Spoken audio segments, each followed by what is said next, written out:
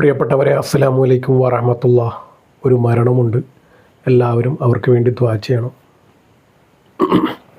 ചികിത്സയിലിരിക്കെ നാട്ടിൽ വെച്ചാണ് മരണപ്പെട്ടത്.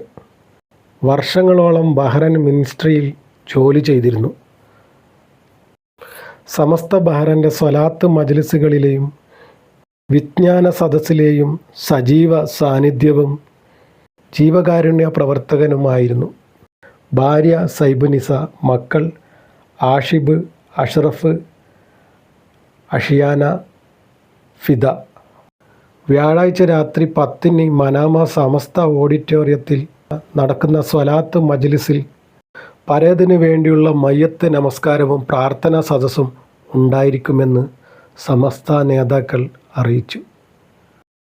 എല്ലാവരും അദ്ദേഹത്തിന് വേണ്ടി പ്രാർത്ഥിക്കുക. അദ്ദേഹത്തിൻ്റെ പാപങ്ങളൊക്കെ പുറത്ത് അല്ലാഹു തആല ഖബറിടം വിശാലമാക്കി കൊടുക്കട്ടെ, സ്വർഗീയ പൂങ്കാവനം കൊടുക്കട്ടെ, ആഖിറം വെളിച്ചമാക്കി കൊടുക്കട്ടെ. അല്ലാഹു തആല മഅഫിറത്തും മർഹമത്തും കൊടുത്ത് അനുഗ്രഹിക്കട്ടെ. ബന്ധുമിത്രാദികൾക്ക് ക്ഷമ നൽകട്ടെ. ഈ മയ്യത്തിന് നീ പുറത്തു കൊടുക്കുകയും കാരുണ്യം ചെയ്യുകയും സൗഖ്യം നൽകുകയും മാപ്പ് കൊടുക്കുകയും ചെയ്യണേ റബ്ബേ. ഈ മയ്യത്തിൻ്റെ പരലോക പ്രവേശനം നീ ആദരപൂർവമാക്കണമേ. ഈ മയ്യത്തിൻ്റെ പാപങ്ങൾ നീ ശുദ്ധീകരിക്കണേ റബ്ബേ.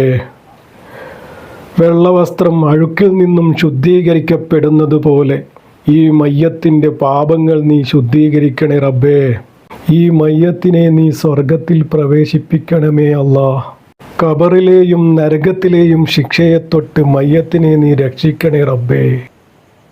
ആമീൻ ആമീൻ യാ റബ്ബൽ ആലമീൻ. എല്ലാവരും അദ്ദേഹത്തിന് വേണ്ടി ദുആ ചെയ്യണം. പറ്റുന്നവർ യാസീനും ഫാത്തിഹയും ഓതി ഹദിയ ചെയ്യാൻ ഉണർത്തുന്നു.